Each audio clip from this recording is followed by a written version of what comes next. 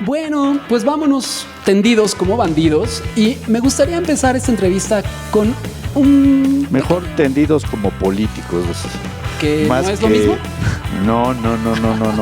Porque está muy desprestigiado el oficio del Desafortunadamente, pero algunos todavía nos mantenemos dentro de la línea de la honestidad. Bueno. Con mucha modestia lo digo. Un diputado, pues, ¿qué es eso, mano? ¿No? Suena medio feo, ¿no? Y ahí empiezo y aprendo a hacer mi primera bomba molotov. Madre mía. Todavía recuerdo muy bien cómo me enseñaron. Vamos a secuestrar un avión. Amigos de la Data Inquisición, bienvenidos a una emisión más de este su programa favorito de chacoteo político. Aunque hoy, pues, estaremos un poco más serios, tenemos el gran gusto y el gran placer de tener con nosotros al connotado político chiapaneco Raúl Bonifaz Mohedano. Pues muchas gracias, de verdad que estoy muy agradecido por la oportunidad que me están dando de estar aquí en la Data Inquisición. Un saludo. En la hoguera. No, en el fuego, pero no siempre uno ya está acostumbrado a caminar sobre el fuego, sobre las brasas, sobre las nubes, sobre las rosas y también en ocasiones sobre las tranquilas aguas del mar. Y bueno, saludar también a Ana Errasti con el respeto, el reconocimiento a su inteligencia, a su conocimiento de los diferentes temas que ustedes trabajan aquí en Data Inquisición. Y de la misma manera también a Jorge de Luna, que le envió a donde se encuentre un caluroso abrazo de este chiapaneco ahora en tierras de la Ciudad de México. Muchas gracias. Platíquenos, don Raúl, un poquito de cómo es precisamente que se inició usted en la política. Porque pues no es así que cuando le preguntan a un niño, oye, ¿qué quieres ser de grande? Quiero ser político, papá. No, ¿verdad? No necesariamente. Bueno. ¿Cómo fue que empezó usted en esto, en este oficio de la política? Bueno, qué padre, Hernán, que digas que es un oficio. Sin duda la política es uno de los oficios más nobles que hay en la vida, entendiendo a la política como una de las formas de tener cercanía con las personas, del nivel de que se trate, la política como un medio para establecer relaciones y dirimir conflictos, y la política como una manera también de lograr beneficios para la gente. ¿Cómo empieza, cómo inicia Raúl Bonifaz en la política? Bueno, pues yo soy un chiapaneco, mi familia es originaria de San Cristóbal de las Casas, ese hermoso pueblo mágico que aprovecho para que lo visiten, los invito a que conozcan este hermoso estado de Chiapas. Y pues yo estaba muy joven cuando conocí a unos amigos en la colonia Jardín Balbuena que eran hijos de un gran administrador, en ese entonces secretario del sindicato de Hacienda, y que manejaban ellos el tema de las aduanas. Ser en aquel entonces, le estoy hablando de 1963, estar en aduanas, 61, 63, estar en aduanas era sinónimo de riqueza porque pues ganaban mucho dinero y obviamente no era dinero pues que eran buenos sueldos. No precisamente de su sueldo, ¿verdad? Había mucha corrupción. Lo que se caía del barco, como dicen en Veracruz. Sí, las entradas de los camiones y los aviones, en fin, y las traídas esas que recuerdan, no sé, seguramente no recuerdan que anteriormente el contrabando se hacía por tierra, mucho por tierra, trayendo equipos, la fayuca, pues atravesando principalmente la frontera norte, pero también por la frontera sur, sí, por Belice, ¿no? Porque Quintana Roo todavía era un territorio, el territorio de Quintana Roo. Entonces, con esta familia, jugábamos fútbol, y un día me dicen, oye Raúl, mi papá va a ser diputado federal, es candidato a diputado federal. ¿Y por qué no nos ayudas? Porque pues tú eres el capitán del equipo, yo jugaba fútbol y te gusta mucho, pues ayúdanos. Y finalmente me invitan a ser parte de ese equipo de campaña, entre comillas, y yo pues voy, órale, también me apunto, y él era candidato, por supuesto era en aquel entonces el partido hegemónico, el PRI, por el primer distrito electoral que abarcaba la parte de los edificios multifamiliares de la Juárez. Y ahí pues voy yo a empezar a aprender a poner el pegamento goma. En las paredes, pero no era goma, era ¿cómo le llaman? El engrudo. El engrudo. El engrudo, llevas tu cubeta de engrudo y poniéndole ahí con una escoba, pegando y recuerdo mucho ese aspecto porque en aquel entonces, no sé, estoy hablando de los 60s, en aquel entonces ya la gente nos aventaba, nos lanzaba de sus ventanas en los multifamiliares Juárez, nos aventaba cosas, fuera, váyanse de aquí, o sea, pues ya te estoy hablando de hace muchos años, ya casi medio siglo, más de medio siglo, pues que rechazaban de alguna manera al PRI, bueno, pero era lo único que había. Y ahí empiezo yo a darme cuenta que era la política, en fin, y bueno, ya después entro en el 65, entro a la universidad, pues ya con la experiencia de haber caminado y haber pegado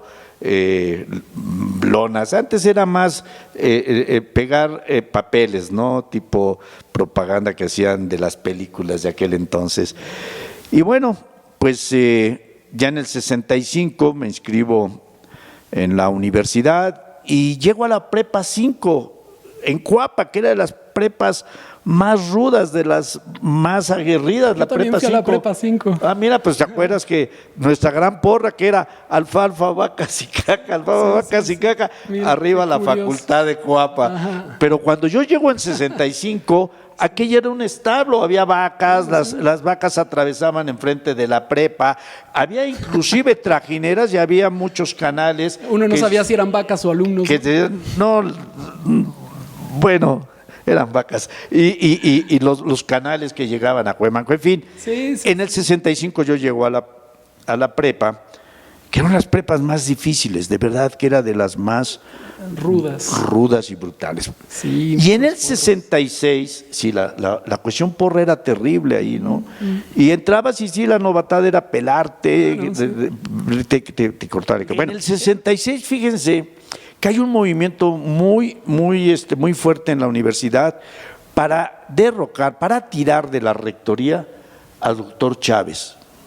En aquel entonces, pues nosotros éramos de segundo año, tercer año, el segundo año de prepa, en tercer semestre, y obvio llegan los dirigentes de la Facultad de Derecho, de Ciencias Políticas, de Humanidades, de Filosofía, pero más de Derecho, y nos empiezan a decir, no, que hay que retirar al rector, y tú en ese instante pues eres un joven inquieto, y sí, hay que tirar al rector, y en fin, ya empezabas a meterte más en el tipo de cuestiones ya de principios filosóficos, la izquierda o la derecha, socialista o comunista, ¿sí?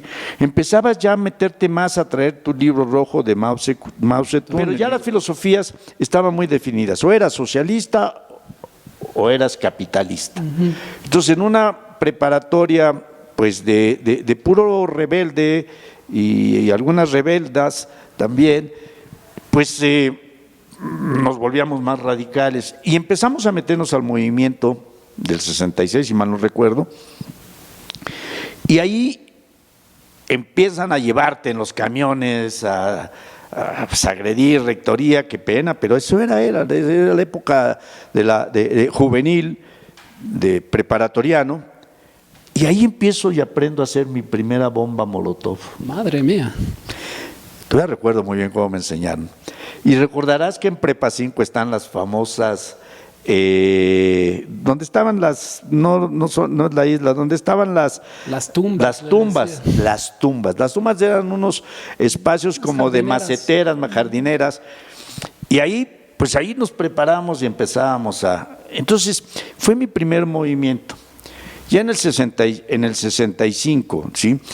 Viene el movimiento ya después del 68 y pues ahí ya nos empezaron a mover muchos hilos, ya cuestiones de la CIA, y la Dirección de Investigaciones Políticas.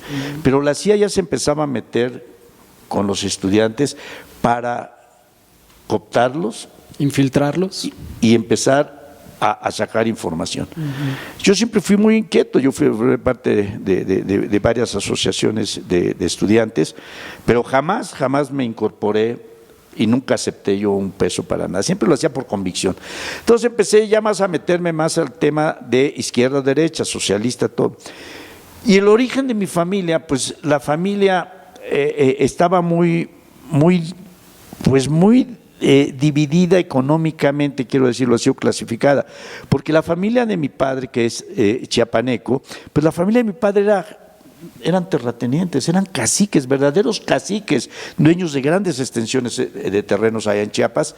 Y la familia de mi madre, que mi madre es hidalguense, pues ella se cría en lo que es el Valle de Mezquital del estado de Hidalgo, o sea, pasando Pachuca, lo que es Actopan, toda esa zona del Valle del Mezquital, y en donde pues la pobreza era brutal, no había agua.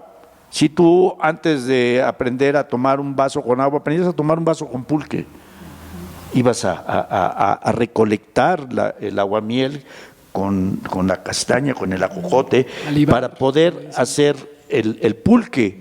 Entonces, yo estaba en dos familias, ¿sí?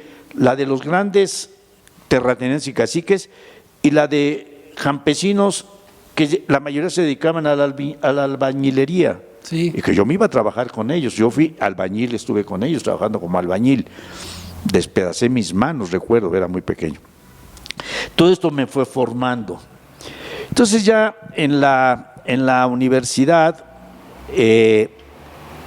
tú no tenías otra opción más que estar en el PRI o en aquel entonces en el Partido Comunista, que poco se decía, o en el Partido Popular Socialista de Lombardo Toledano. Entonces a mí, pues, yo empezaba ya a andar en el PRI, pero en una ocasión me invitan como joven al primer Congreso de la Juventud Popular Socialista. Y voy a Huastepec, allá voy a preparar mis nuevos principios, en fin. Y sí, vi, pero observé que pues todos los que ellos tenían más interés de conseguir una posibilidad de irse a Checoslovaquia, en fin, inclusive alguno de esos países, inclusive irse a Cuba.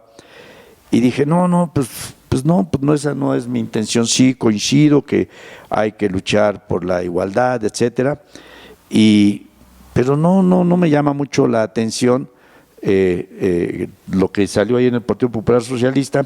Y bueno, ya regreso, eso es una anécdota nada más. Y yo siempre fui deportista, fui muy deportista. Entonces jugábamos en la Jardín Balbuena, en la unidad deportiva, básquetbol, con unos amigos de Durango. Le decíamos a un amiguito mío, que lo quiero mucho, espero que esté bien, el Cebollín. El Cebollín me dice un día, oye, Boni, tú estás muy metido ya en la política. Le digo, ¿cómo crees? Pues apenas somos estudiantes. Y me dice el Cebollín, vamos a secuestrar un avión. ¿Qué? ¿Estás loco, Cebollín? Sí, okay, mira, vámonos a Cuba. Interesante. ¿Cómo crees? Le dije, Cebollín, ¿cómo crees que voy a...? Sí, mira, es bien fácil, mira, te subes, sabes que el aeropuerto nada más tiene ahí unas barreras, ni te piden nada, y nos subimos, y mira, entramos, y la verdad que sí. No, Cebollita, ¿cómo crees? ¿Estás loco? ¿No se te ocurre hacer algo? Su hermano, en paz descanse, que falleció, el Chema, jugador de básquetbol de la selección del DF, le digo al Chema, oye, está bien loco el Cebolla. ¿Por qué, Boni? Pues que me dice que vayamos y que secuestremos un avión para llevárnoslo a Cuba y que nos vayamos a Cuba. Pues estaba terminando la Revolución Cubana, el 60-61. No, le dije, está mal el Cebollita, ¿no? Y bueno, seguimos jugando básquetbol, en fin. Y como a las 10 días a la semana siguiente, en La Prensa, que era uno de los principales periódicos de aquel entonces, La Prensa, el periódico que dice la verdad, creo que así es el eslogan, ¿no? Decía, secuestran avión de Mexicana a Cuba. Dije, ¿qué? Y veo la foto del Cebollita ahí con un arma. El Cebollita se llevó el avión allá y y se quedó en Cuba seguramente. ¡Qué bárbaro! Yo no pude poder ir a Cuba, pero pues yo espero que esté bien. Entonces todo esto fue formando mi cuestión por el interés de la política. Entonces yo, como era muy deportista, pues siempre fui capitán del equipo de fútbol. Y me voy a entrenar, como estaba muy cerca de Prepa 5, con las reservas del América. Y bueno, y me gusta el americano porque en el fútbol, soccer, me lastimaron, me rompieron la nariz, en fin. Y dije, no, aquí son muy salvajes y era puro pleito. Mejor me voy al americano, que estás más equipadito. Y sí, me voy a jugar. Me fui a jugar primero con la Escuela Nacional de Educación Física, estuve entrenando con Cóndores, pero yo era muy, muy rebelde y no me gustaba el que te quisieran humillar o tratar mal. Y dije, no, me voy a Chapingo, porque en Chapingo estaban puros norteños, súper buena onda, alcalde Blanco, en paz descanse, en fin. Y me voy para allá, Chapingo. Pero me empiezo a meter mucho en el tema del fútbol americano y formo parte del equipo, soy capitán del equipo, me empiezan a entrevistar en los programas en Canal 8, que era el que manejaba en aquel entonces con ¿cómo le llamaban? El pajarito, el colibrí, un cuate de Pumas de universidad, que era el único que traía los programas de fútbol americano en el Canal 8 que existía. Entonces, pues ya me empezó a gustar, mano, me empezó a gustar. Y ya empecé a tener cercanía con algunos dirigentes del PRI y pues ya empecé a estar ahí con mujeres de aquel entonces de la política y ya me empecé a meter en ese tema e ir conociendo a diferentes políticos. Te repito, era lo único que había en el PRI y bueno, pues me empezó a surgir la idea de ayudar desde la política, como yo lo veía, ¿no? Entonces yo veía que desde los partidos, pues tú organizabas eventos, realizabas algunos encuentros, como decía yo, el de las Juventudes Populares, y vi que podías organizar, la lucha libre, que mis hijos fueran fascinantes. Me iba a las colonias a organizar esto, y así fue como me empecé a meter a la política, como un militante y como un operador, y que poco a poco fui escalando espacios dentro de la organización política, pero empecé primero siendo, repito, dirigente estudiantil en la sociedad de alumno. En el movimiento de 68 vi morir a muchos amigos, muchos compañeros. Pues muy interesante todo lo que nos está contando. Y actualmente, bueno, usted fue vicepresidente también de la Cámara de Diputados, ¿no? Llegó a… Bueno, pero hay una vida anterior, vida política anterior. Insisto, mi formación política inicia en la lucha estudiantil. Sí. Ahí es donde inicia. Y después empiezo yo ya en mi vida profesional a representar a los trabajadores, primero en el Poder Judicial. Yo era muy joven, salía de la universidad y entro a la Suprema Corte de Justicia de la Nación, y al año tengo que renunciar porque mi padre trabajó 45 años en el Poder Judicial, en la Suprema Corte, y yo ya me manifestaba en contra de la corrupción que había en la Corte en aquel entonces. Te estoy hablando de 1977-78. Posteriormente, pues me voy a la administración pública, gano en el primer año que se creó el programa de reconocimiento a los trabajadores de la administración pública. Yo gané el primer lugar en la Secretaría de Recursos Hidráulicos, en el premio a la administración pública, pero me empecé a meter más de lleno en el tema sindical. Entonces, ya por ahí me voy, y es ahí cuando ya tengo la oportunidad de conocer al papá de quien es el director del Seguro Social, Eduardo Robledo, y Eduardo Robledo me invita al estado de Hidalgo a la campaña de Adolfo Lugo Verduzco, y ganamos la elección, y me dice, pues siga conmigo, Raúl, sigamos, porque a mí me interesa Chiapas, y mi sueño siempre era regresar a Chiapas, porque son mis orígenes, ¿no? Y ya empiezo a trabajar ahí en la Cámara de Diputados, conozco a Luis Donaldo Colosio, en paz descanse. Empezamos a trabajar la campaña. Usted estuvo en su campaña, fue parte de la campaña de Colosio. Primero la campaña de Carlos Salinas, porque la campaña estaba dividida en tres, el país estaba dividido en tres zonas, ¿no? La zona norte, que la manejaba Eduardo Robledo Rincón, la zona centro que era responsabilidad de Carlos Salazar Toledano, y la zona sur que era responsabilidad de Roberto Madrazo. Entonces ya trabajamos ahí la campaña del licenciado Carlos Salinas, y bueno, pues ganamos, buscamos, el licenciado Robledo pues busca bueno, antes de esto, pues el presidente es nombrado candidato a la presidencia de la República, el licenciado Luis Donaldo Colosio. Pues nosotros estábamos dentro de ese primer grupo de Luis Donaldo, en paz descanse Diana Laura, y pues estábamos ahí muy cerca de él, y al fallecimiento del licenciado Colosio, pues a mí me dice Eduardo Robledo, pues nos vamos para Chiapas a preparar pues mi aspiración que ha sido toda la vida, dice Eduardo, la gubernatura, y nos fuimos ya para Chiapas a la gubernatura. Viene el levantamiento del Ejército Zapatista de Liberación Nacional. No obstante que había un conflicto armado en Chiapas, Eduardo Robledo gana la elección con un amplio margen, pero las negociaciones posteriores del EZLN y en un afán de que se lograra o que se avanzara en la paz en Chiapas, Eduardo Robledo solicita licencia a la gubernatura de Chiapas.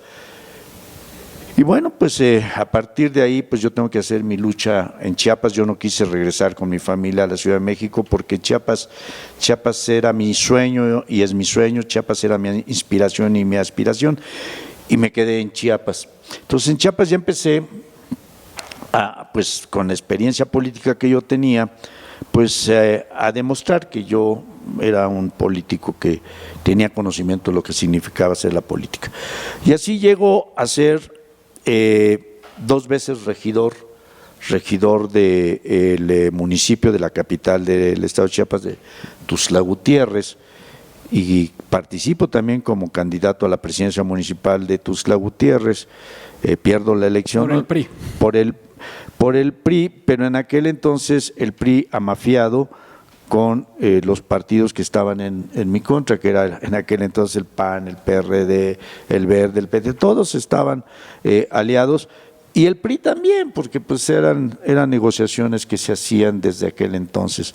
Y bueno, pues yo pierdo la presidencia municipal, pero continúo trabajando en los temas políticos dentro del PRI hasta que llego en el último momento, que ya yo estaba cansado de tanta corrupción que había en el PRI, del alejamiento que hubo del PRI de las principales causas, que eran estar cerca de la gente, de las bases sociales, y me invita Zoé Robledo a formar parte de su inspiración, que era llegar a la gubernatura de Chiapas, y yo ya renuncio al PRI y me sumo a apoyar a Zoé Robledo ya con Morena, me afilio a Morena, y bueno, pues ya ahí empiezo a hacer mi trabajo político dentro de Morena. Y actualmente, bueno, finalmente no se dio la candidatura de Zoé Robledo. Sí, pero Zoé va como diputado federal y me dice: Zoé, te invito a que vayas como mi suplente a la Diputación Federal, porque yo me voy a incorporar al gabinete del licenciado López Obrador. Y sí le dije a Zoé, pues además ser suplente de un joven tan brillante como lo es Zoé Robledo, dije, adelante, pues sí lo acepto. Y así fue, fui diputado federal en sustitución de Zoé Robledo, y pues yo no conocía a Mario Delgado, a Tatiana Cloutier, a Alfonso Ramírez Cuellar, o sea, los más reconocidos ahí, parte de algunos de los más reconocidos en Morena, dentro de la fracción parlamentaria de Morena. Y bueno, pues yo empiezo a hacer mi trabajo, a mostrar mi experiencia, mi conocimiento, mi capacidad profesional, y pues Mario Delgado me da mucha confianza en hacer varias tareas, me da la oportunidad de subir con frecuencia a la tribuna para fijar posicionamientos de Morena en una legislatura que fue la primera legislatura de izquierda, la 64, y bueno, pues logro ser el vicepresidente de la mesa directiva en algo que poco se ha visto en Morena, porque las posiciones en Morena se luchan, se pelean, se discuten y se ganan por tu conocimiento y porque convences a los afiliados. Y logro ser el vicepresidente de la mesa directiva, y posteriormente pues ya de nueva cuenta me voy a Chiapas, termino la Diputación Federal y me voy a Chiapas para preparar el trabajo que llevara a Zoé Robledo a la gubernatura del estado. Actualmente pues no logra Zoé llegar a la gubernatura y pues yo me mantengo como diputado del Congreso del Estado de Chiapas de la fracción parlamentaria de Morena. ¿Diría usted, don Raúl, que hay un perfil típico o prototípico del político mexicano? Sí, claro. ¿Qué diría usted Sí, que claro. es Bueno, político? yo creo que la historia ha calificado no bien a las y los políticos porque la sociedad tiene calificado a los políticos generalmente como corruptos, mentirosos y que pues no cumplen lo que ofrecen y están con la gente cuando quieren el voto. Esa es la imagen que se tuvo durante muchos años. Gente que está llena de aire, ¿no? O equilibristas también, ¿no? Pues más que o mandaderos. Lo que sucede es que es la búsqueda de tener una posición de carácter electoral y en ese momento se vuelven los más bonitos, los que del mejor discurso, sí, los que dan muchas dádivas, en fin. Y durante muchos años así fue lo que se hizo o lo que fue la política, ¿no?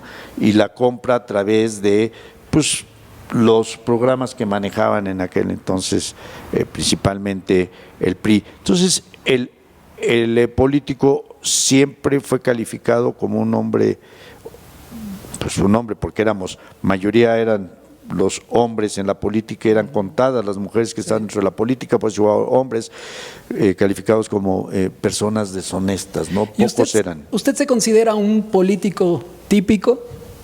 No. No, yo creo que no, porque son los orígenes, como lo dice el presidente López Obrador, es tu origen, ¿sí? O sea, mi origen siempre ha sido de una familia, de unos padres de mucha lucha. Mi padre se vino de Chiapas a la Ciudad de México, en aquel entonces Distrito Federal. Entonces, en dos familias diferentes, la familia de Chiapas por parte de mi padre, caciques, ganaderos, terratenientes, la familia por parte de mi madre, familia del Valle del Mezquital, de escasos recursos, albañiles, en situaciones difíciles. Entonces, yo me voy formando pues principalmente aquí con gente más pobre, gente más modesta, con gente de pues, clase media normal. Entonces esto me da una visión diferente de lo que era, pues de lo que es la vida, ¿no? O sea, yo no me formé con riquezas, ni con carros, ni con disquete, ni nada. Muchos políticos, ¿no?, vienen de abajo y luego cuando llegan arriba, como que… Sí, desafortunadamente, pero a ver, muchos políticos, pero yo también preguntaría, ¿no? Pues denme los nombres, porque los que fueron de aquella época donde la hegemonía era del PRI, pues sí, veamos el caso del exdirigente de la CTM, aquel señor histórico, líder de la CTM que empezó siendo lechero, y fue creciendo y se volvió un hombre poderosamente, políticamente muy poderoso y económicamente.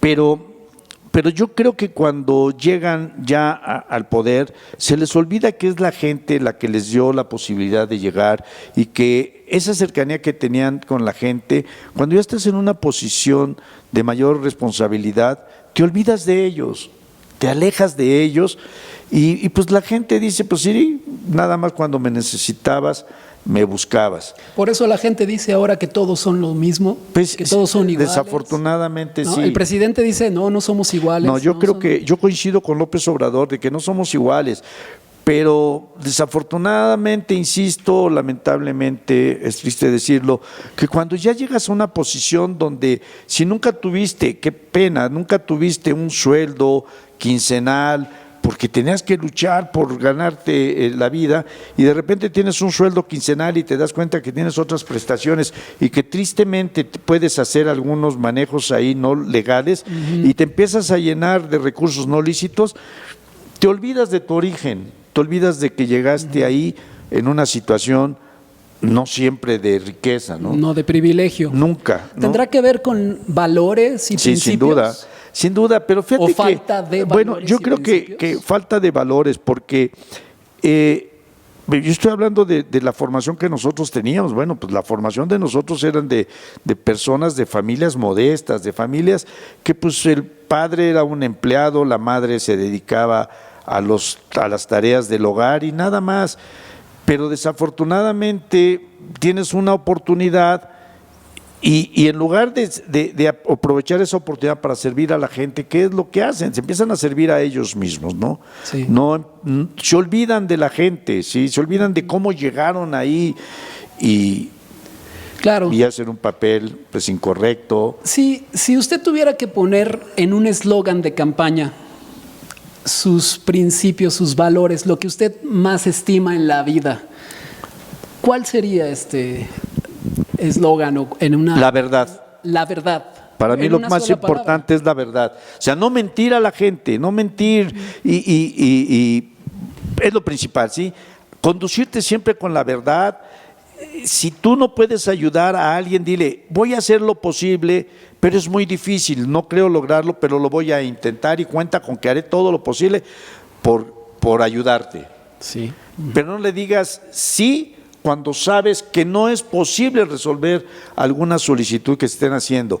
Y eso hacen mucho, engañan a la gente y le hacen dar vueltas sin pensar lo que le cuesta a esa persona llegar a ellos. ¿Es realista es posible decir la verdad siempre en la política? Sí, claro que sí. ¿Siempre? Pues claro que sí. ¿Por qué? Pues porque mientras más honesto seas en tu conducta, en tu respuesta, pues más vas a tener y más va a haber credibilidad en la gente. ¿Y tú por qué dices? ¿Por qué los engañas? Por tenerlos siempre aquí.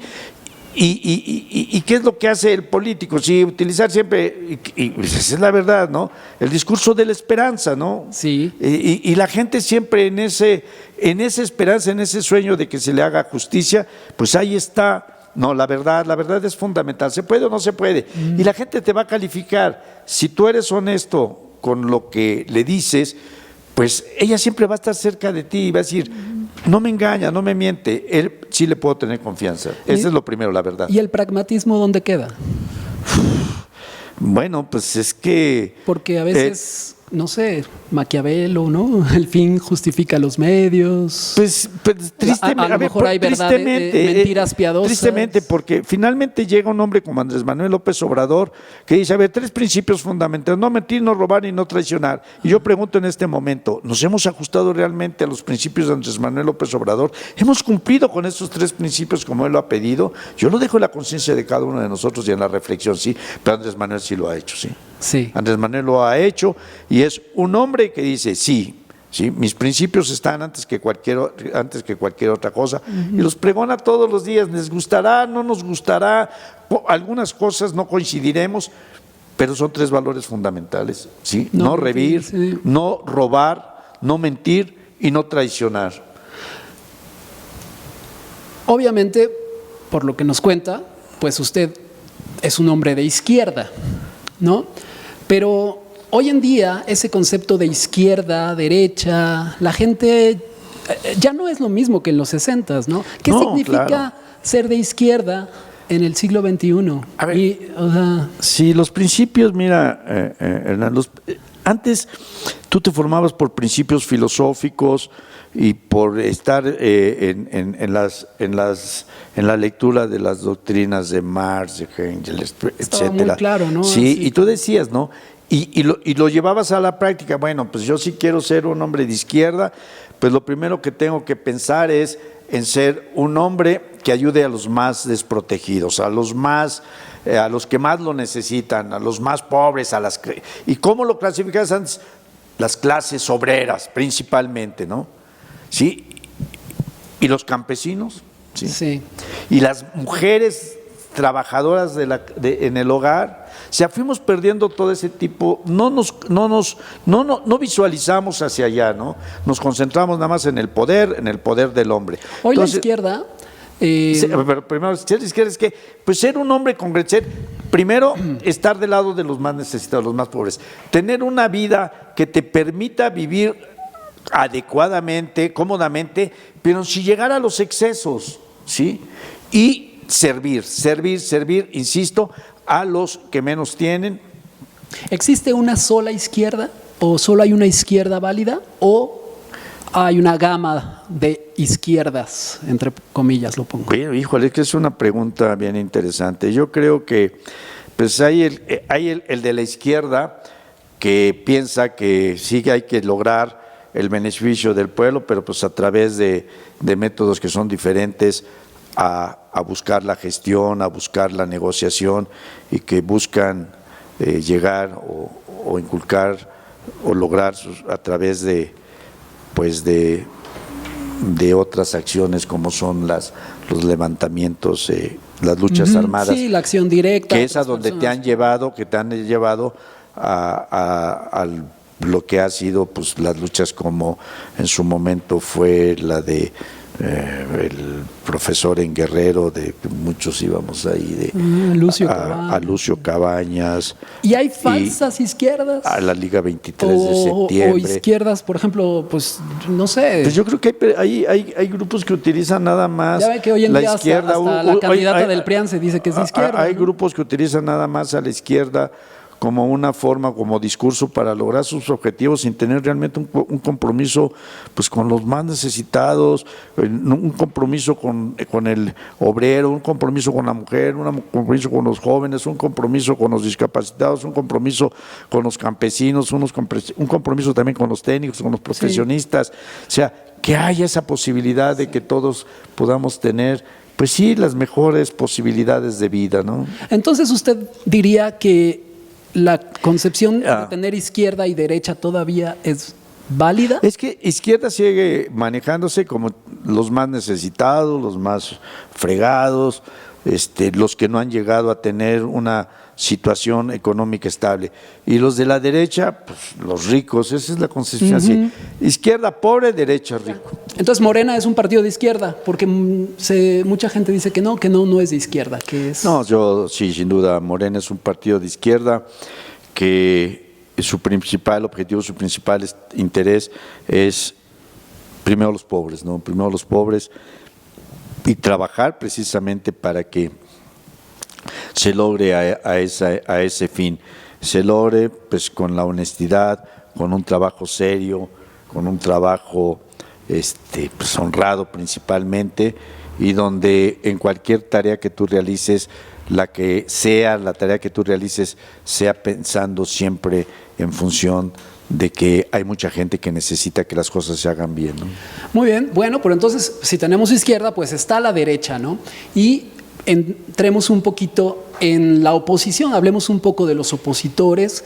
Usted escribió un artículo en la revista Siempre que habla de la disidencia como factor de la democracia, pero ¿tenemos una oposición que está dando el ancho o es una oposición que simplemente, que al contrario, está siendo un factor antidemocrático? Bueno, lo importante aquí es que vivimos en un país democrático y que ha sido una dictadura, entonces. es una bandera diaria del presidente López Obrador, sí. Y este principio democrático y este actuar democrático del presidente Andrés Manuel López Obrador, que además no nada más es porque lo diga él, pero porque también hay una cultura en los que estamos en el movimiento de regeneración nacional en Morena sobre esta izquierda. La oposición es lamentable lo que están haciendo en este momento, lo que hicieron, ¿sí? Porque en el afán de aspirar a posiciones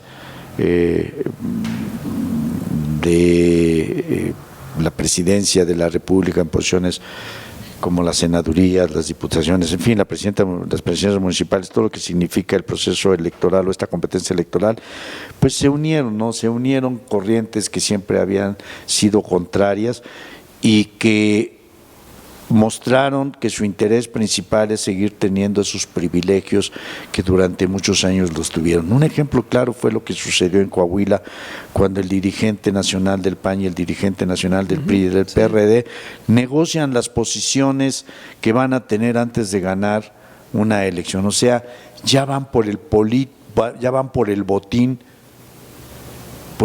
económico, por obtener posiciones dentro de la administración para poder tener dinero. ¿Eso debería sorprendernos? Pues porque, no, pues, ellos se dicen que son muy honestos, que son muy pulcros y que nosotros somos todo lo contrario, ¿no? Pero con sus ejemplos los están demostrando, ¿sí? ¿Cuándo habías visto tú que el PRI y el PAN se unieran, ¿sí? Y con un PRI tan desgastado, de tantas gente corrupta que ha habido, y que fue lo que llevó a la gente a votar por el presidente López Obrador. Y hoy van a decir, bueno, sí, pero pues muchos de ellos están otra vez dentro de Morena. Sí, porque ha habido de alguna manera un cambio y hay una posición diferente ya de ellos, no nada más entraron y ya se metieron a Morena y van a tener las principales posiciones. No, ha sido parte de un proceso.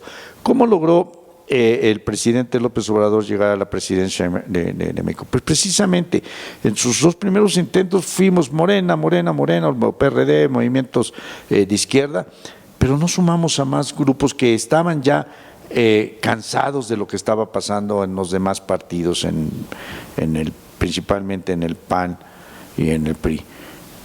Y nos sumamos, yo fui uno de ellos. Sí, yo claro. milité muchos años en el PRI, sí, y simpaticé con el presidente López Obrador, que inclusive al cual yo conocí pues, en 1977, 78 en Tabasco. Oiga, don Raúl, pero luego hay sumas que restan, ¿no? Sí, sin duda, sí, yo creo lo mismo.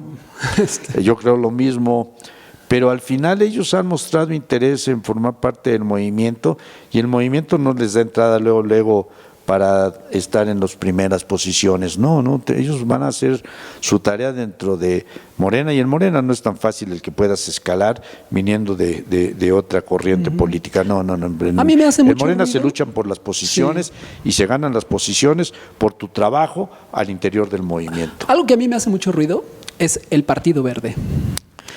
Por ejemplo, ¿no? De esas que yo diría son sumas que restan, pero y usted que es de Chiapas, allá el Partido Verde, pues no es nuestro aliado. Bueno, el Partido Verde es nuestro aliado. ¿Cómo entender esa alianza con el Partido Verde?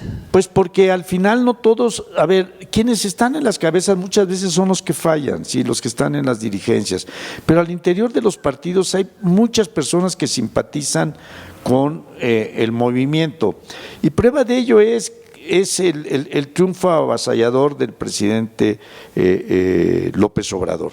Entonces, el Partido Verde sí ha tenido muchas fallas, muchas denuncias, pero al formar parte de la alianza, pues han cambiado. ¿Han cambiado? Sí, pues yo ya no veo grandes notas de corrupción por parte de ellos, no las veo, ¿no? O sea, quienes manejan sus organizaciones, estos pues sí son los fundadores, ¿no? Cometieron errores, bueno, pues los han cambiado, ¿no? Se han sumado al movimiento, a sus principios, pero pues cada partido político, pues para cumplir con la ley debe de tener también sus principios, su programa de acción, en fin, ¿sí? Pero estos han sido coincidentes con la Cuarta Transformación y ahí están en esta gran alianza, pues que ganó en el 18, ganó en el 21 y que en el 24 sin duda van a ganar con la doctora Claudia Sheinbaum, porque la gran alianza del Partido del Trabajo, del Partido Verde y de Morena, pues van a dar como resultado el triunfo contundente de la doctora Claudia Sheinbaum. Oiga, ¿y usted tiene enemigos? No, o también, como dice el presidente, no, solo adversarios. No, yo creo que no, enemigos, no, en mis posiciones que pues bueno han sido de responsabilidad, pues no de mayor trascendencia, no, Y yo creo que, hace un momento que preguntabas la política, yo creo que precisamente esa es parte, y esa es la política, ¿sí? En la política y en las posiciones que tú tienes, lo que debes de privilegiar es la amistad, debes de privilegiar los acuerdos. Entonces, ¿cómo haces acuerdos? ¿Cómo logras resolver conflictos? Pues a través del diálogo, a través del debate, pero haciendo amigos. O sea, si tú quieres resolver un conflicto, no puedes hacerlo peleándote, y se pelean los boxeadores, los luchadores, y aquí la política es de acuerdos, de negociación. Y yo por eso yo no creo no tener enemigos, tienes adversarios, porque sobre todo en Chiapas, a ver, volviendo a Chiapas, sí, todos o la mayoría nos conocemos, en los pueblos nos conocemos casi todos, las familias están relacionadas unas con otras. La dinámica es distinta, ¿verdad? Es distinta, que en la ciudad. Sí, entonces no podemos. En la capital. Aquí en la capital, pues sí, hay una lucha electoral, pero no es una lucha como se da en las ciudades fuera de México, ¿no? Y volviendo al estado de Chiapas, ¿no? Pues somos 124 municipios, pero en cada municipio casi todos nos conocemos. Pasa el proceso electoral, pues ya ganó y todos seguimos en paz. Y aquí no se conocen. Sí, aquí hay una. Pero también eso es un factor. Probablemente dicen que pueblo chico, infierno grande, o peleas entre hermanos suelen ser incluso más crueles que las peleas entre los que no nos conocemos. Pero pasan. ¿No? Puede ser al revés también, que la contienda sea incluso más sucia y más tremenda, precisamente porque no puede ser uña tan es del sucia. mismo palo. No, yo creo que no puede ser tan sucia, repito, porque casi todos nos conocemos. Y si tú cometes alguna actividad incorrecta, pues vives ahí con tu familia, ahí están tus hijos, ahí está tu esposa, ahí está tu pareja. Entonces, bueno, la respuesta es no, yo no tengo enemigos, ni nunca he tenido enemigos, porque entiendo a la política como un espacio para resolver conflictos a través del acuerdo, de la inteligencia y de la amistad, tendiendo puentes de comunicación y de amistad. Muy bien, entonces, ¿usted tiene adversarios que son a la vez sus amigos? Sí, claro, pero discutimos y nos enfrentamos en el discurso, en el debate, ¿sí? Tú me muestras lo que consideras que por qué debes de llegar al poder, y yo te voy a decir por qué no vas a llegar al poder por tus errores, y yo te voy a decir, esto es lo que te ofrezco, ¿sí? Mi experiencia, mi conocimiento, en fin. Pero es en esa discusión, en ese debate, como tú pues logras convencer a la gente, ¿A quién admira usted de sus adversarios? ¿O tiene un adversario respetado o adversarios? ¿O que usted diga, híjole, este sí es mi némesis, ¿no? No, yo... Como los ajedrecistas, ¿no? No, pues no, yo siempre admiraré a aquel que debate, que sus ideas están bien fundadas, a la persona inteligente, pero que debata con ideas, ¿sí? Con principios, y que te dé una opinión que valga, ¿no? Pongámosle nombre y apellido a esa idea. ¿Quién sería? De mis adversarios, pero es que yo no tengo...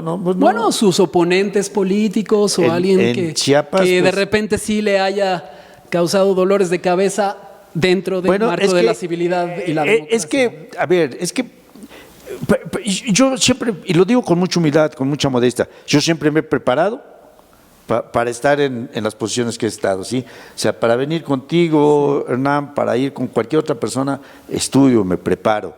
Entonces, pues todos son bien interesantes. Yo te puedo decir, a ver, yo cuando fuera diputado federal, me pide Mario Delgado, ve con Joaquín López Dóriga a tratar un tema, por ejemplo, lo de la Guardia Nacional, ¿sí?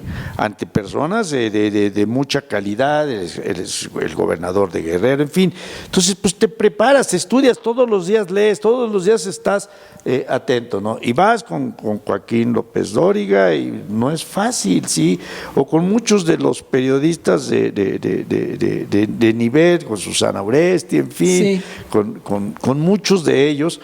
Y pues te preparas. Entonces, decirme cuáles son de mis adversarios, pues no, yo respeto a todos, no, a mí había, cuando estuve en la Cámara de Diputados en federal, bueno, pues a mí me encantaba escuchar a René Juárez, a tribunos, porque era un hombre que manejaba muy bien la política, los acuerdos, ¿no? La gente de Movimiento Ciudadano también, sí, pues tú reconoces, ¿no? Pues Gerardo Fernández Noroña, con todo lo que se diga, es un hombre sumamente preparado, que está estudiando, es un hombre conocedor, lee, absorbe,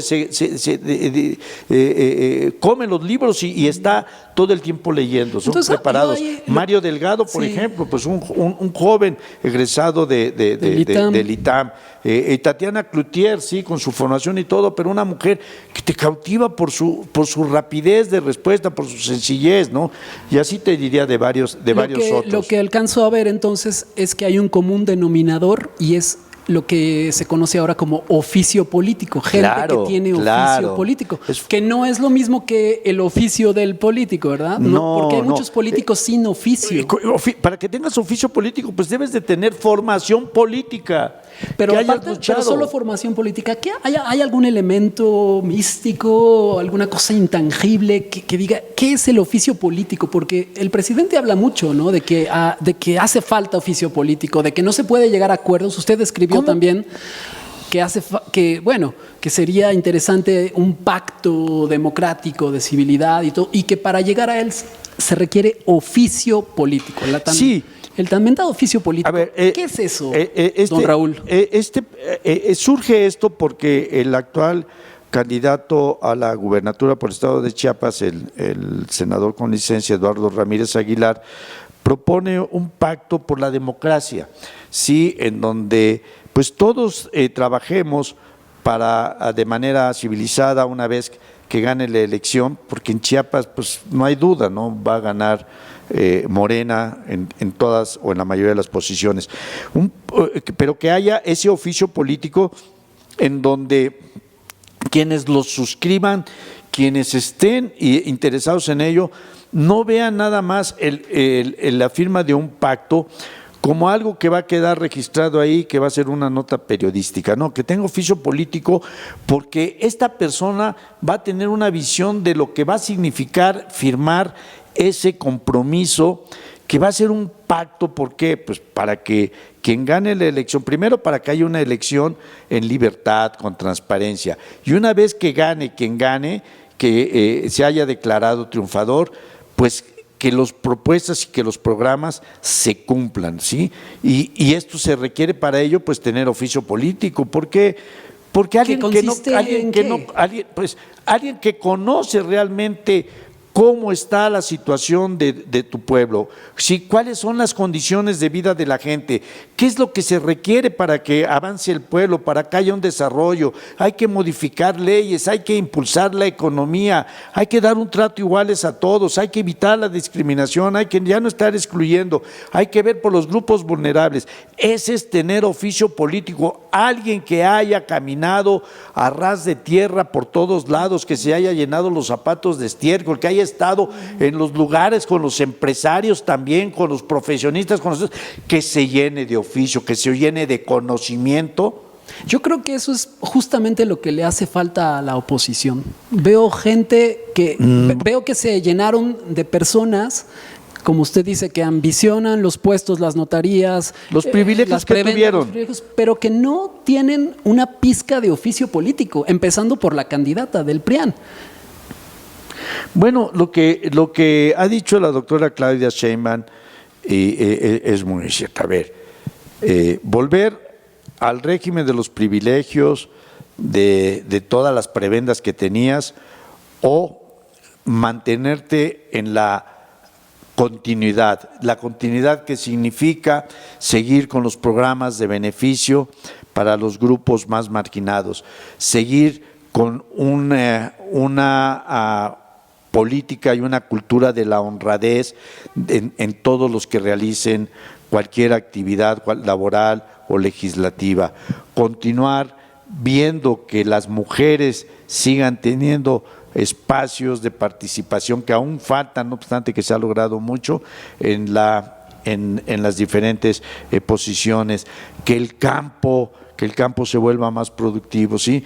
Que México siga manteniéndose como una de las principales economías del mundo, que nunca vuelvan que ya está, que sería de las cuestiones que deben que están en las reformas constitucionales, que nunca el aumento al salario mínimo sea menor a la inflación. O sea, eso es de alguna manera el darle continuidad, porque la continuidad significa darle oportunidad a que aquellos proyectos, aquellos programas que van en beneficio de la nación continúen, que beneficien a su pueblo y que al beneficiar a su pueblo pues van a dar la oportunidad a que el país crezca, a que el país se mantenga como se ha mantenido ahorita, con una de las principales, una economía que ha estado ahí firme, un peso que tiene también en comparación con el dólar que está sumamente fortalecido, ¿sí?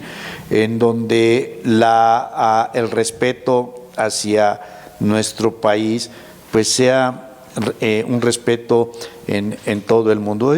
Darle, insisto, continuidad a estos programas de bienestar y el crecimiento económico de nuestro país para que se mantenga en el progreso. Y el continuismo, pues insisto, vuelvo a decir, pues si es volver a los privilegios, que te quiten y que tú, como era anteriormente, que las grandes empresas, las grandes transnacionales no pagaran impuestos, se les condonaran impuestos, sí, que pudieras tener salarios exorbitantes como todavía algunos integrantes de la Suprema Corte de Justicia. Híjole, ese es un tema que, en fin, ese choque ¿no? entre poderes.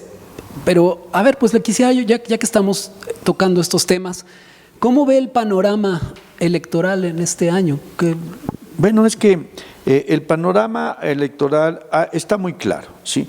Está muy claro qué es lo que va a suceder. Se van a realizar unas elecciones limpias, transparentes, con una enorme participación. Yo creo que va a haber una gran participación del pueblo de México en las elecciones. Y sin duda va a haber una triunfadora, que es Claudia Sheinbaum.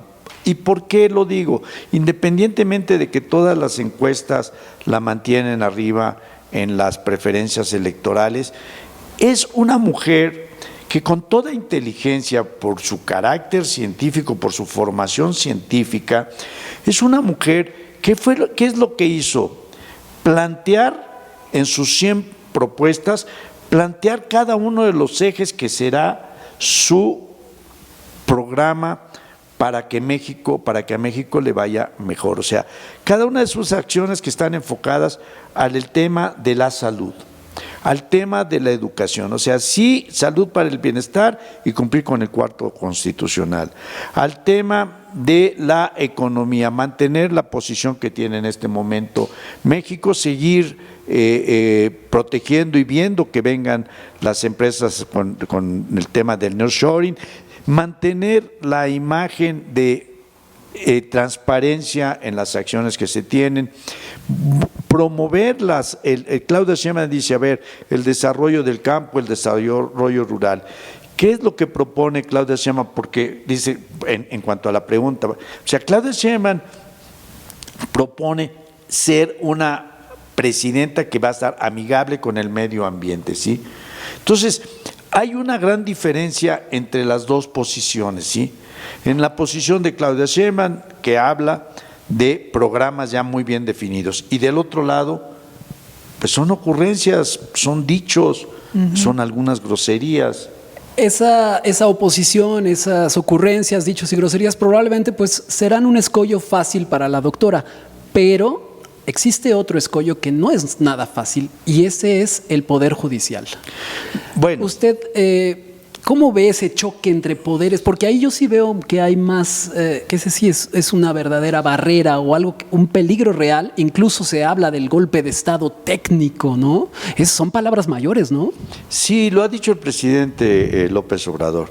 Y en función de que, a ver, hace unos días, la semana pasada, va la oposición al Instituto Nacional Electoral a pedir que se cancelen las mañaneras. ¿Sí? El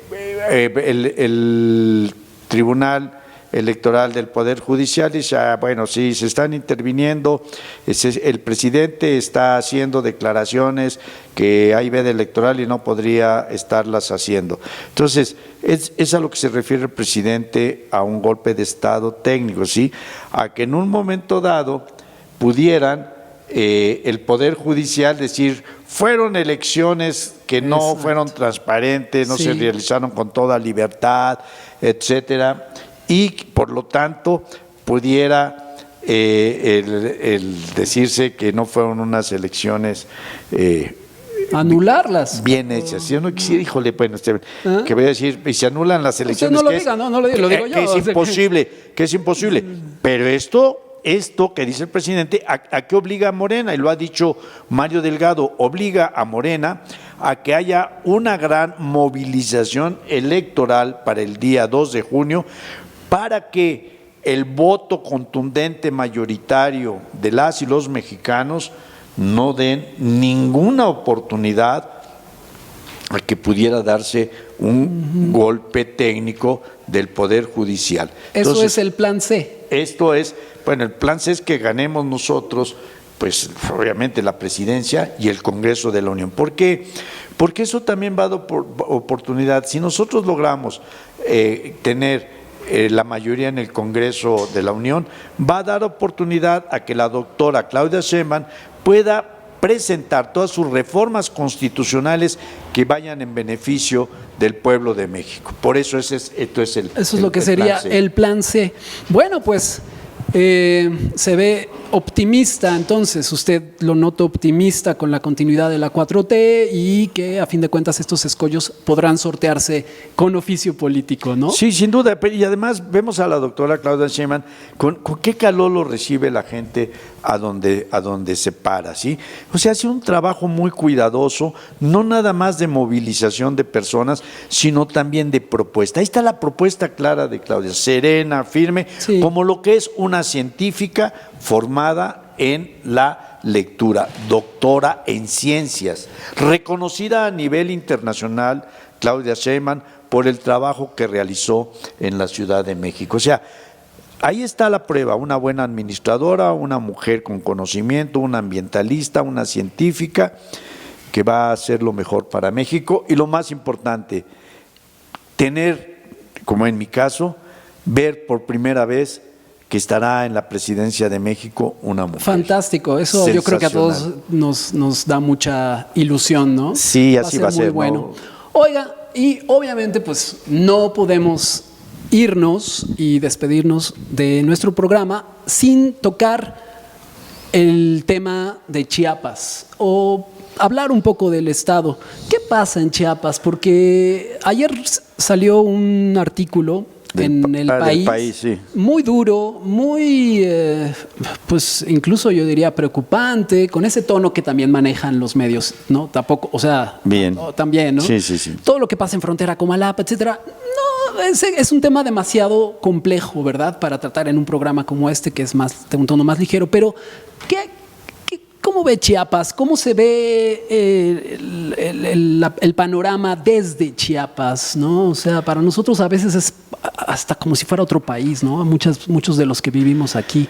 Es un tema muy interesante, ¿no? Mira, Chiapas es un estado maravilloso, es un estado sensacional, un estado que tiene 5,5 millones de habitantes, es donde nace la patria, donde nace el federalismo.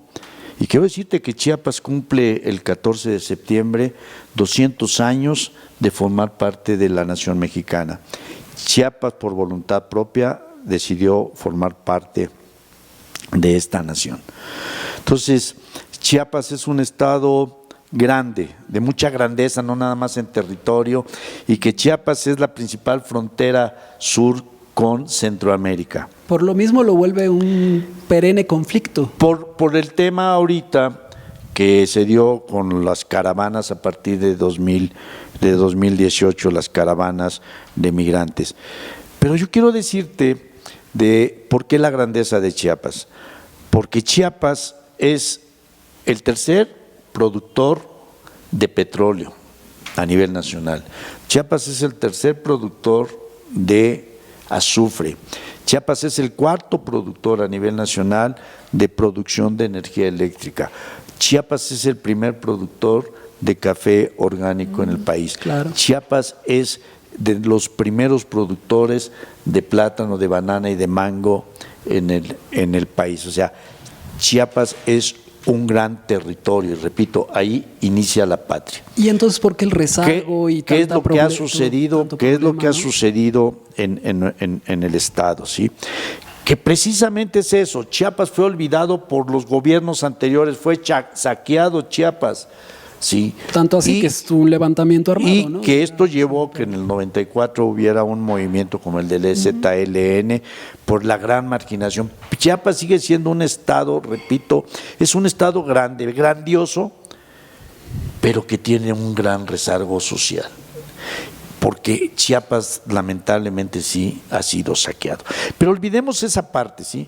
Olvidemos esa parte y hoy veamos hacia lo que viene para Chiapas. Chiapas viene con un gobernador que sin duda es también una gran esperanza para Chiapas, ¿sí? En esta nueva oportunidad que va a tener nuestro estado con Eduardo Ramírez Aguilar. Y como dice él, viene una nueva era para Chiapas. ¿Por qué?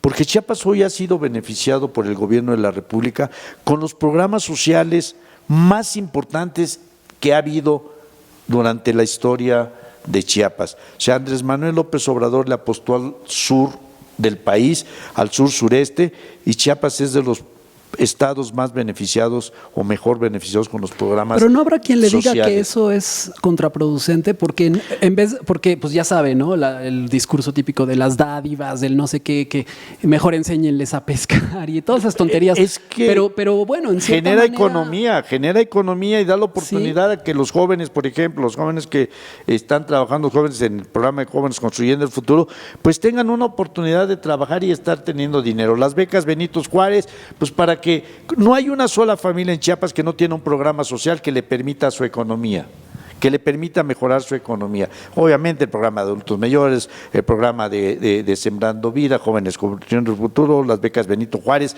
En Chiapas se han construido 7 universidades en esta administración. Entonces, Chiapas tiene un gran potencial y el principal potencial humano es su gente. Que ha habido problemas, sí, pero problemas que se vinieron a dar por la lucha de las diferentes grupos criminales que hay. Los problemas, esos problemas que usted menciona, ¿son muy focalizados o están extendidos? Chiapas es un enorme territorio, ¿sí?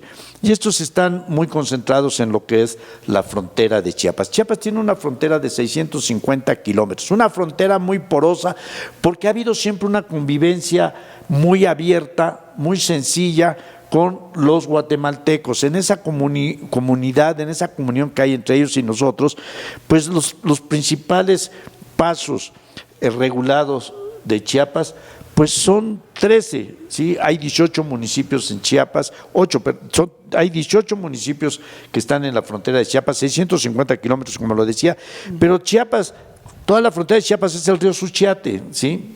Y tú atraviesas el río en una panga y ya estás en Guatemala. Sí. Entonces eso ha permitido, pues el tráfico, primero, pues tráfico de ganado, tráfico de drogas, tráfico de personas, de todo. y que hace muy complicado controlar toda esa zona. Y la lucha ahí entre los diferentes grupos criminales, pues ha traído como consecuencia estas desagradables notas que salen en los periódicos del país, que fue la nota que sacó precisamente el periódico El País, pero que también debería de señalar el periódico El País, que el año pasado Chiapas, con todo lo que haya sucedido, fue uno de los estados que tuvo el mayor crecimiento económico en el primer trimestre. En fin, entonces están muy ubicados los lugares de conflicto en el estado, pero en Chiapas habrá elecciones con tranquilidad, con toda libertad, y Chiapas le va a aportar a la doctora Sheinbaum más de 1,5 millones de votos, porque en Chiapas hay una gran comunión, hay una gran acercamiento, quieren mucho al presidente López Obrador. Sí. En Chiapas lo queremos mucho, y en Chiapas pues hay una vocación morenista como no lo hay en ningún país, ¿sí? Chiapas es un estado totalmente morenista y que le va a dar una importante cantidad de votos a la doctora Claudia Sheinbaum y Eduardo Ramírez Aguilar. Estamos hablando, repito, más de 1,5 millones de votos. Se piensa que pudieran llegar a 1,900,000 votos que le dé Morena a la doctora Claudia Sheinbaum para ganar la presidencia de México. En adelante, el próximo sexenio, ¿cuáles deberían de ser las políticas a seguir de la doctora Claudia Sheinbaum con referencia a esa zona del país en particular, ¿no? Chiapas tiene la gran oportunidad, y te voy a decir por qué. Porque tiene un proyecto de desarrollo integral que es el tema de los ferrocarriles. O sea, Chiapas va a tener el transísmico. Primero el Tren Maya. El Tren Maya bueno, claro, que va a bajar de Palenque, sí, o sea, claro, que le va a dar toda la vuelta, le va a dar toda la vuelta a la península de Yucatán, pero llega a Palenque, de Palenque va a bajar a Dos Bocas, y de Dos Bocas va a atravesar todo el istmo de Tehuantepec con lo que es el transísmico, el transpeninsular. Sí. Entonces, empieza Palenque, Dos Bocas, llega a Salina Cruz el tren, ¿sí? El transísmico. De Salina Cruz entra el tren Chiapas-Mayap, que ya es una ruta que es de Salina Cruz a Arriaga, y de Arriaga sube el tren Chiapas-Mayap hasta lo que es Suchiate, con la frontera con Guatemala y los países de Centroamérica. Entonces, este va a ser un gran polo de desarrollo, pero además Chiapas tiene otra enorme oportunidad, repito, además de que produce petróleo, de que produce energía, tiene las mayores cantidades de agua de nuestro país, que es un recurso valiosísimo, en este momento lo estamos viendo. Sí. Entonces, ese desarrollo integral para Chiapas a través, que es la visión de Claudia Sheinbaum, también va a venirse fortalecido, lo sabe la doctora, que va a estar, por cierto, ya en Chiapas,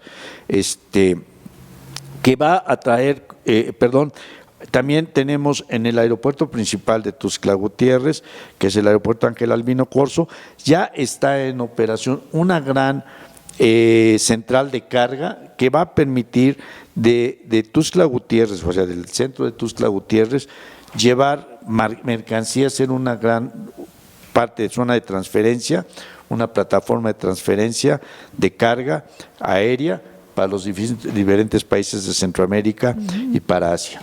Muy bien. Bueno, pues con eso vamos cerrando. Le agradezco muchísimo la oportunidad. Ha sido para mí un gustazo estarlo escuchando. He aprendido mucho en esta conversación. Y pues antes de despedirme y despedirnos de nuestros amigos de la Data Inquisición, ¿algo más que se le haya quedado a usted ahí en el tintero o que quisiera compartir con nuestra audiencia? Algo que pues no haya salido aquí en la entrevista o que... Y para ir cerrando nuestro programa. Sí, hacerles una invitación a todos a que vayan a Chiapas.